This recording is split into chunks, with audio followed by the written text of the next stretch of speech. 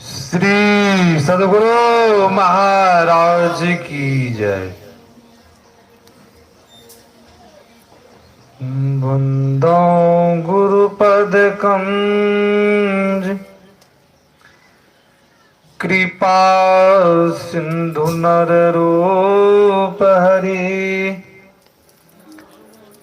महामोह तुम पुंज सुवचन रवि करनी कर मंगल मूर्ति सतगुरु मिलवे सर्वाधार मंगलमय मंगल करुण बिनवो बारंबार। श्री सद्गुरु महाराज की जय। परमाराध्य आराध्य जी के श्री जुगल चरणों में कोटि सा नमन। मंच पर मंचासीन पूज्यपादाचार्य स्वामी श्री पूर्ण चेतन जी महाराज के श्री जुगल चरणों में कोटि सह नमन। मंच पर मंचासीन घनश्याम बाबा, वीरेंद्र बाबू, सत्संग में उपस्थित धर्म प्रेमी माताओं तथा बहनों, सबों को मेरा हार्दिक नमन है। अभी हम आप श्री रामचरितमानस से पाठ सुना। पाठ में हम आप सुन रहे थे जीवन मुक्त ब्रह्म पर चरित सुनहि तजि ध्यान, जे हरि कथान करहि रति तिनके हिय पसान। हम आप सुन रहे थे जो जीवन मुक्त कौन सा आदमी है? जो ब्रह्म को प्राप्त कर लिया है, शरीर में रहते हुए जिनकी समाधि लगी हुई रहती है। ऐसे महापुरुष समाधि को तोड़ करके कुछ क्षण के लिए कहाँ आते हैं? जहां सत्संग होता है, सत्संग सुनने के लिए। सत्संग की क्या विशेषता है देखिए, और मनुष्य शरीर की क्या उपयुक्तता है, क्या विशेषता है। मनुष्य सत्संग को सुन सकता है, पशु सुन सकता है। पशु को यह ज्ञान है? कहीं देखे हैं पशु सत्संग सुनते हुए? भले पशु को विषय भोग का ज्ञान है, परमार्थिक ज्ञान नहीं है, अपना आप कल्याण नहीं कर सकता है। वही गोस्वामी जी महाराज कह रहे हैं जीवन मुक्त पुरुष सत्संग सुनने के लिए आते हैं। अब बहुत मनुष्य ऐसे हैं, सत्संग होता है गांव समाज में, सत्संग में नहीं आता है। तो गोस्वामी जी महाराज कह रहे हैं तिनके हिय पसान। पसान का अर्थ होता है पत्थर। वह मनुष्य क्या है, उनके हृदय क्या है, जरा विचार कीजिए।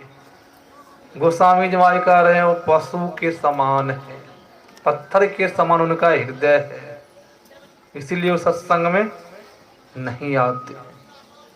फिर हम आप भगवान श्री राम के उपदेश को सुन रहे थे। भगवान श्री राम सब पूर्ववासियों को, प्रवासियों का अर्थ होता है यहाँ का वासी नहीं है। हम अब क्या कहते हैं, हम यहीं के वासी है कि हम लोग को ये ज्ञात नहीं होता है हम प्रवासी है कि यहाँ से जाना है। गुरु महाराज जी बोले हैं ना, जीवो परम पिता निचिन्ह कहते संतन हितकारी। ये जीवो वो परम पिता को चिन्हो। संसार के पिता को क्या चिन्ह रहा है, इनको छोड़ना होगा एक दिन कि जाना होगा। भगवान श्री राम सब पूर्ववासियों को बुलाए, गुरु ब्राह्मणों को बुलाए। भगवान श्री राम उपदेश किए। क्या उपदेश किए? बड़े भाग मानुष तन पावा, सुर दुर्लभ सब ग्रंथ ही गावा।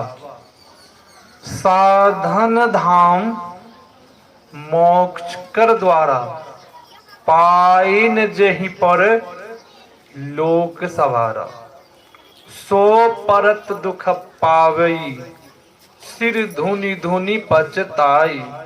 काल ही कर्म ही ईश्वर ही, मिथ्या दोष लगाई। भगवान श्री राम कह रहे हैं, इस शरीर जो मिला है बड़ा भाग से मिला है। इस शरीर को पाने के लिए देवता लोग भी चाहते हमें मनुष्य का शरीर मिले। इस शरीर का क्या उपाधि है, क्या विशेषता है, देवता लोग का चाह रहे हैं इस शरीर को मुझे प्राप्त हो जाए।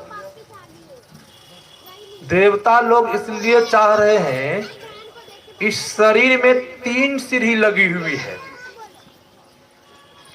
हम आप प्रत्येक मानव आंख बंद करते हैं, तो जब आंख बंद करते हैं तो हम आप क्या देखते हैं? अंधकार दिखते हैं।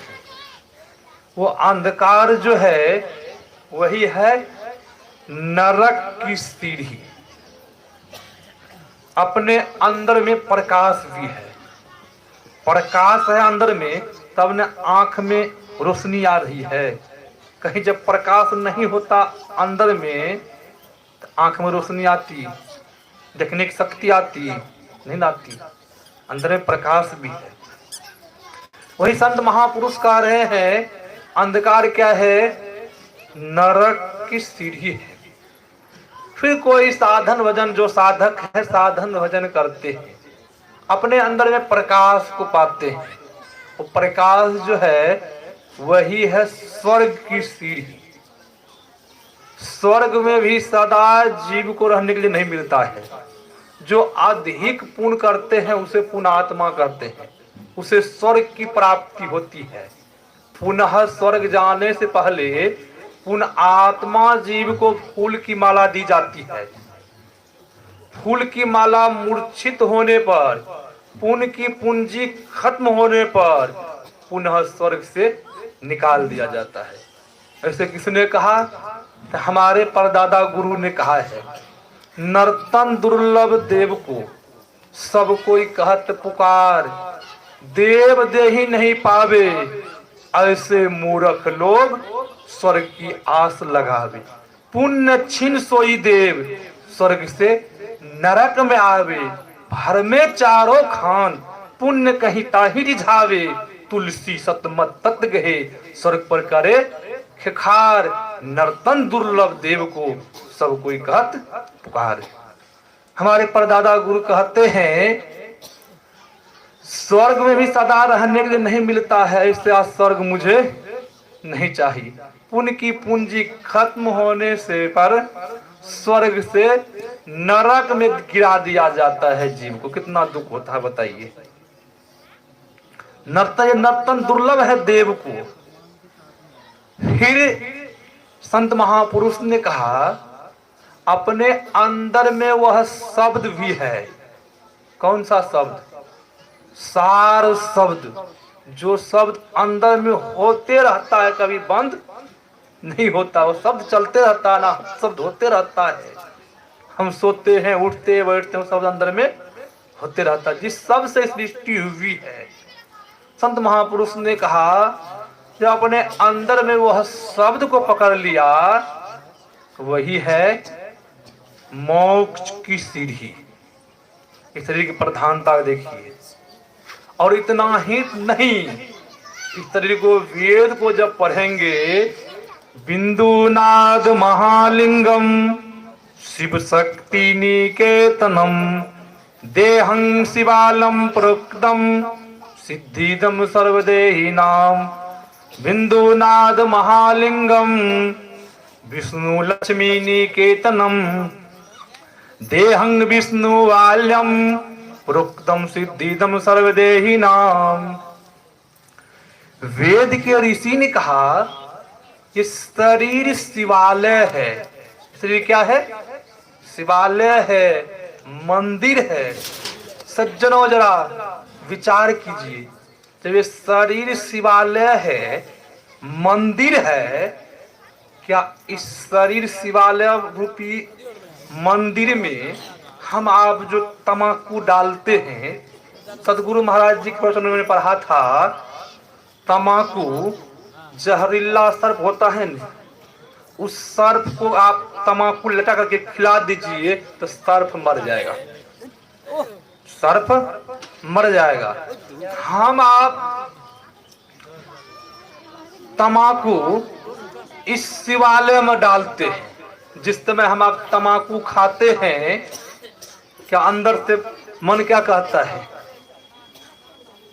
नहीं नहीं, फिर भी हम आप डालते हैं तमाकू। शराब पीते हैं, मन नहीं मानता है, फिर भी पीते हैं न। इस मंदिर में नशा देते हैं न, इस मंदिर में मीट मांस भी देते हैं। क्या बाहर में भी मंदिर शिवालय है, उस मंदिर शिवालय में आप मीट मांस चढ़ाते हैं, शराब गांजा भांग नहीं चढ़ाते? शिवालय मंदिर है। बहुतों का कहना है कि महाराज खाने के लिए बना है। मेरे पास में बहुतों शिव शिष्य भी आते हैं, कृष्ण भक्त भी आते हैं, बहुत प्रकार के भक्त लोग आते हैं। बहुतों का विचार होता है महाराज ये सब खाने के लिए बना है। मेरे पास में कुरान शरीफ भी है, शिव पुराण भी है, विष्णु पुराण भी है, मार्कंडेय पुराण भी है। एक बार मैंने सत्संग करने के लिए मधेपुरा जिला चौसा गया था, प्रदीप बाबू मास्टर साहब। सत्संग जब उनके यहाँ किया, अपराह्नकालीन जब आरती लगी, सत्संग संपन्न हुआ, मैंने सैर करने के लिए साथ में सागर जी महाराज और हम थे। सैर करने निकल रहे हम लोग सैर करने के लिए। मेरा मन में हुआ था दवाई लेनी है, मेडिकल पर पहुंच गए। मुझे ये पता नहीं चला कि ये मुसलमान की दुकान है। दाढ़ी कटी हुई थी, मुझ कटी हुई थी, नवजुवक लड़का था।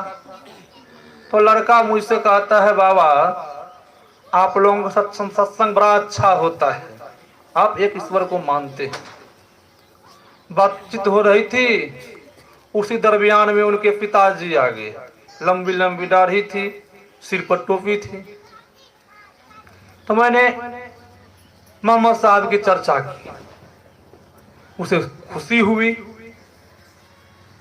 फिर उन्होंने कहा कि महाराज आप लोग बहुत अच्छा करते हैं। मैंने कहा मेरे भी मन में इच्छा होती है हिंदी अनुवाद में कहीं कुरान शरीफ मिले तो मैं खरीदूंगा और पढ़ूंगा।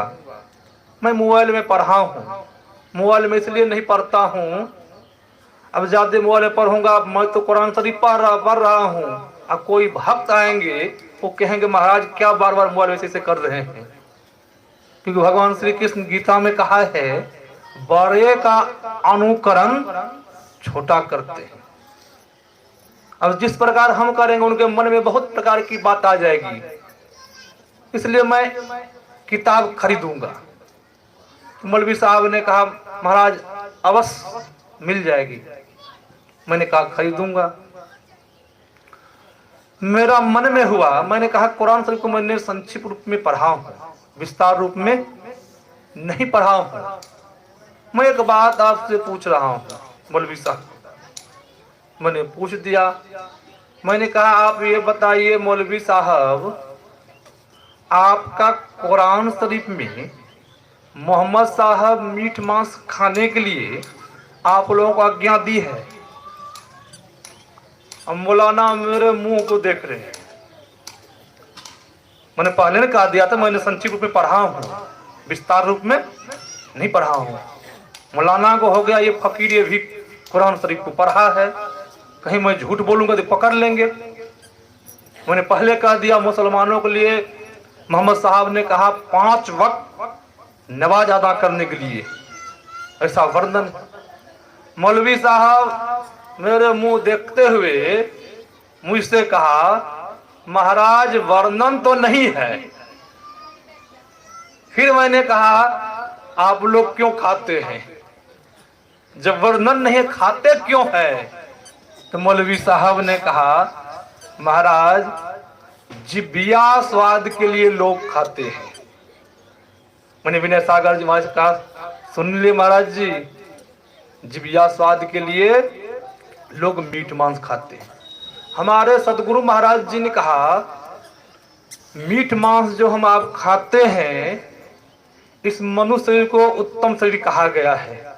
हम लोगों को वैदिक धर्म में 18 पुराण है, 6 शास्त्र है, 4 वेद है।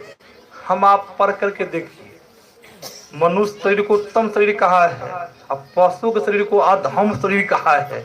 सदगुरु महाराज जी ने कहा, पशु में अधम ज्ञान होता है, पसावा ज्ञान होता है, मनुष्य में उत्तम ज्ञान होता है।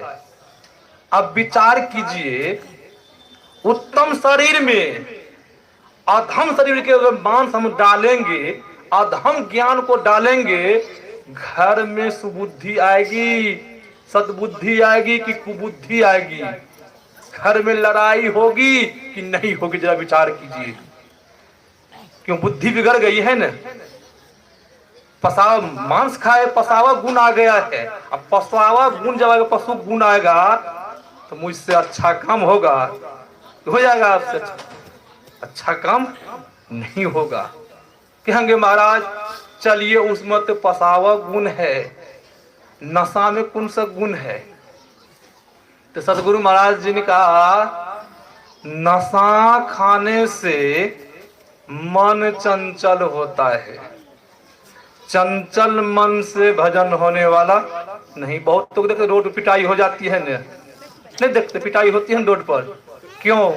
महाराज इनका मन चंचल हो गया था, जो काम नहीं करने को भी काम किया, इसीलिए पिटाई हो गई। इसलिए वेद के ऋषि ने कहा, आप जितने धर्म ग्रंथ है पढ़ेंगे, वेद के ऋषि ने कहा है मीट मांस नहीं खाने के लिए। इस शरीर क्या है? मंदिर है। इस शरीर की विशेषता तभी आपने सुना ने, भगवान श्री राम कहा, वेद के ऋषि कहा है मंदिर है। भगवान श्री राम ने कहा साधन धाम मोक्ष कर द्वारा। ये शरीर क्या है? साधनों का धाम है।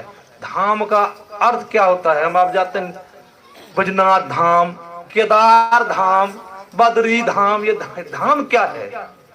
धाम का अर्थ होता है घर। क्या होता है? घर। भगवान शिव का घर है। ईर को भी भगवान श्री राम ने कहा साधन धाम, ये मोक्ष का धाम है, मोक्ष का घर है।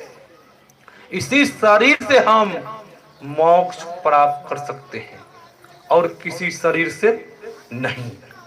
इतना ही विशेषता नहीं है इस शरीर का।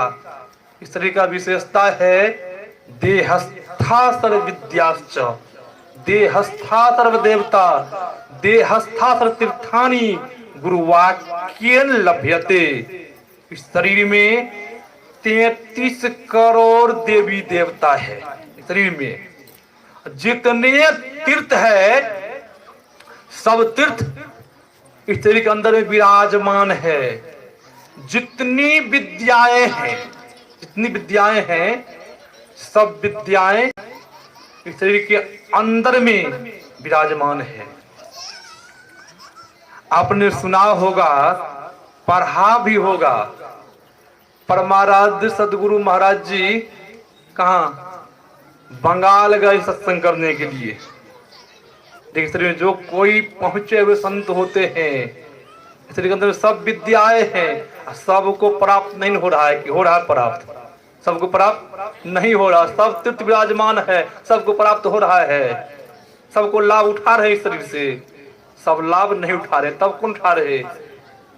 जिन्होंने साधना की, भजन किया, वह लाभ उठा रहे हैं।